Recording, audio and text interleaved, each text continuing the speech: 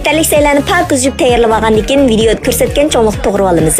Buning keterlik saylarmi videoda ko'rsatilgandek az-az, ko'rib turganinglardek ba'say, ko'k qizil laza, azroq mo'r, yangyo sentez to'g'rab tayyorlab oldim. Oldi bilan qozon qaynagandan keyin cho'pni tashlab tayyorlab olamiz.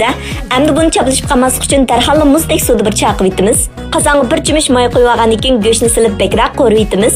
Ko'rib mishay kapslar tuqqanlar, ajrim uchun bir taj yurakni besitib qo'llag'ash ko'rsanglar, qo'llag'ininglarga rahmat. So'ng piyoz, zanjir, sentezni bir vaqtda sevgandan keyin qizartish uchun uyimiz chanmagan lazımı bir qo'shq atrofida silib etamiz.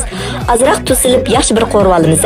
Orqadan yeshil purchoq yong'yoqlardan silib, manpar so'ma atgan kompost bo'lmaydigan cho'ng stamning manpar so'ma tetib qistim bir qo'shqli silib etadigan bo'lsak, ta'miga rangi kelib ketmaydi. Cho'ng stamning cho'nliqi bor, qiynsilan bir ishlatib sinab yiqinglar. Bularni yaxshi bir qo'rib olgandan keyin ba'say mo'rlarni silib qo'raymiz. Endi buning saychilashqida qaynoq suv qo'yib, sayni pek uzun qo'rib etmaymiz. Taxminan 2 minut atrofida qaynab olgandan keyin ko'k qizil laza samsoqlarni solamiz. Azroq tuz silib, tuz ta'min tetib olgandan keyin bir aralashtirib, lam tayyor cho'pimizni solamiz.